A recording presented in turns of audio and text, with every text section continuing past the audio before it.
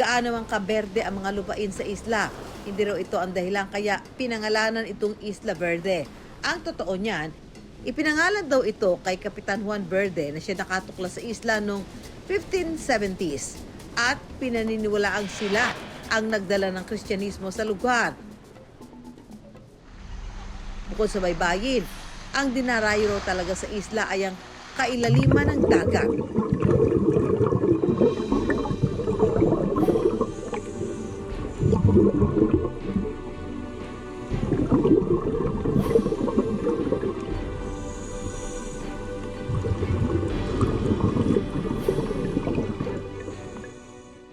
Ang Isla Verde kasi nasa gitna ng Verde Island Passage na bahagi ng Coral Triangle na siyang sentro ng marine biodiversity sa Indo-Malay Philippines Archipelago.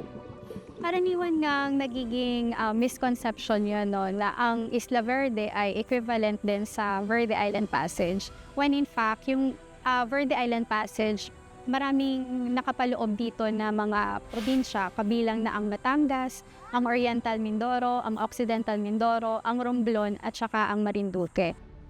Kaya noong 2005, idineklara ito ng marine biologist na sina Kent Carpenter at Victor Springer bilang Center of Marine Biodiversity.